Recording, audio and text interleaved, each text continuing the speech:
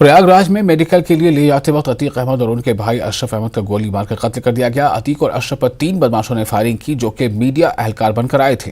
Police ने तीनों हमलावरों को गिरफ्तार कर लिया है। इस हमले में एक पुलिस कांस्टेबल भी जख्मी हुआ है।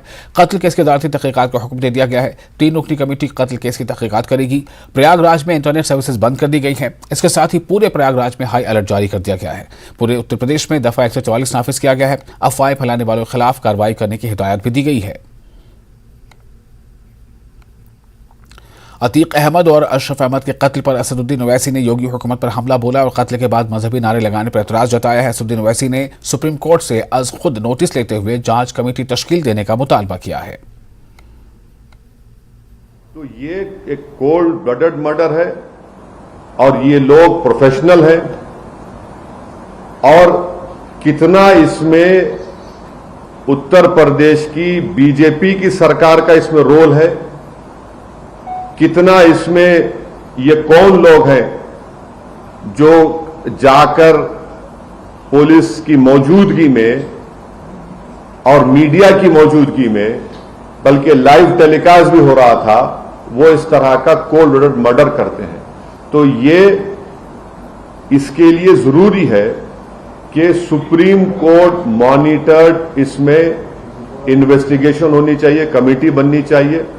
मैं सुप्रीम कोर्ट से दरख्वास्त करता हूं, प्लीड करता हूं, क्योंकि 28 मार्च के दिन सुप्रीम कोर्ट ने एक फैसला दिया था कि कल जो लोग मारे गए उसमें से एक शख्स ने, जो एक मुसलमान एक्स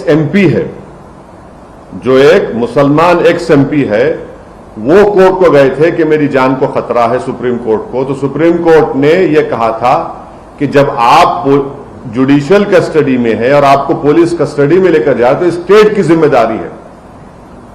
अब सुप्रीम कोर्ट इस मसले को सो मोटो ले और सुप्रीम कोर्ट एक कमेटी बनाए,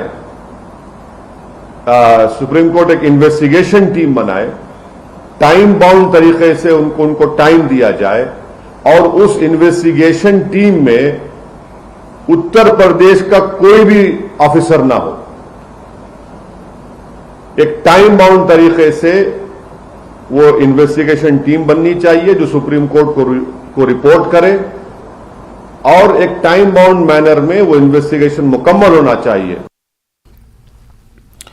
एनसी सदर डॉक्टर फारूक अब्दुल्ला ने अनंतनाग में साबिक वजीर और एनसी लीडर मरहूम अब्दुल गनी शाहवेरी के बरसी पे शिरकत की। डॉक्टर फारूक अब्दुल्ला ने मीडिया से बात करने से इनकार कर दिया। ताहम अपनी तकरीर में डॉक्टर फारूक अब्दुल्ला ने कश्मीर में अखलाकी गिरावट पर तशवीश का इजहार किया। उन्होंने श्रीनगर में मंशियात के बढ़ते हुए इस्तेमाल और हालिया जिनसे स्कैंडलों पर अपनी तशवीश का इजहार किया। डॉक्टर फारूक अब्दुल्ला ने इस्लामी ममालिक के दरमियान दरार पर तशवीश का इजहार किया। उन्होंने ईरान और मुत्तहिदा अरब इमारात के ताल्लुकात को मजबूत बनाने के फैसले का खैर मकदम किया है। फारूक अब्दुल्ला ने कहा कि इस्लामी दुनिया आजकल जंगों में घिरी हुई है और ये अच्छी अलामत नहीं है। वहीं मुस्तफ़ा कमाल ने अतीक अहमद कत्ल मामले में कहा है कि सरकार को इस कत्ल की साफ शफाफ जांच करानी चाहिए।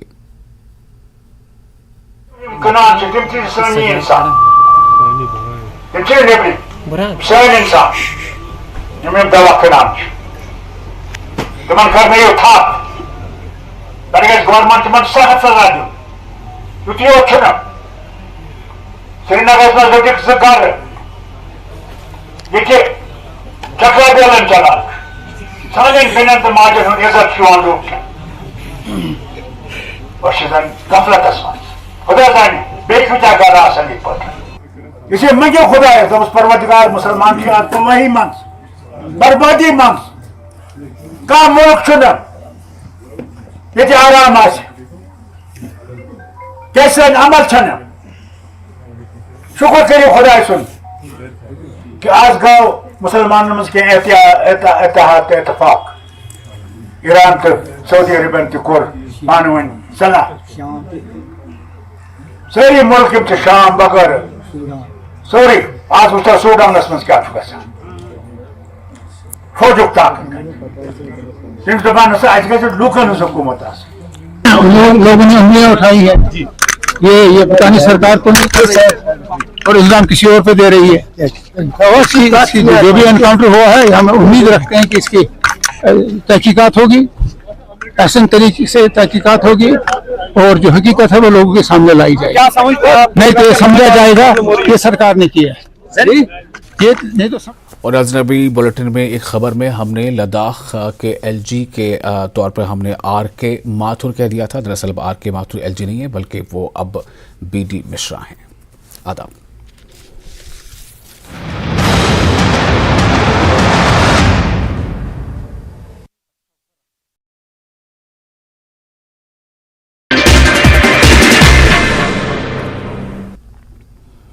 स्वागत है आपका न्यूज़ 18 जम्मू कश्मीर लद्दाख हिमाचल में।